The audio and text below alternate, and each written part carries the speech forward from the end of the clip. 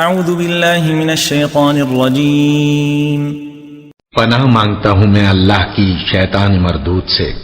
واتل علیہم نبأ ابنی آدم بالحق اذ قربا قربانا فتقبل من احدہما ولم يتقبل من الآخر قال لأقتلنک قال انما يتقبل اللہ من المتقین۔ اور اے نبی، ان کو آدم کے دو بیٹوں حابیل اور قابیل کے حالات جو بالکل سچے ہیں پڑھ کر سنا دو کہ جب ان دونوں نے بارگاہ الہی میں ایک ایک نیاز پیش کی تو ایک کی نیاز تو قبول ہو گئی اور دوسرے کی قبول نہ ہوئی، تب قابیل حابیل سے کہنے لگا کہ میں تجھے قتل کر دوں گا۔ اس نے کہا کہ اللہ پرہیزگاروں ہی کی نیاز قبول فرمایا کرتا ہے۔ لئن بسطت إلي يدك لتقتلني ما أنا بباسط يدي إليك لأقتلك إني أخاف الله رب العالمين۔ اگر تو مجھے قتل کرنے کے لیے مجھ پر ہاتھ چلائے گا تو میں تجھ کو قتل کرنے کے لیے تجھ پر ہاتھ نہیں چلاؤں گا، مجھے تو اللہ رب العالمین سے ڈر لگتا ہے۔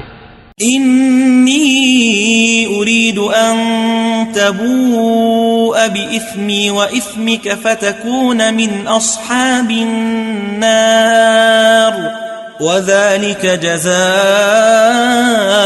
الظالمين۔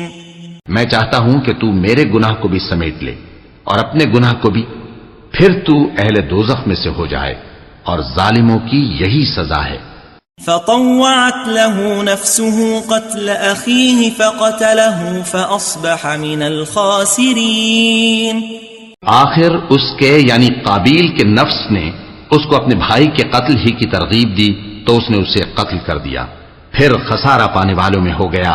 فبعث الله غرابا يبحث في الأرض ليريه كيف يواري سوءة أخيه قال يا ويلتى أعجزت أن أكون مثل هذا الغراب فأواري سوءة أخي فأصبح من النادمين۔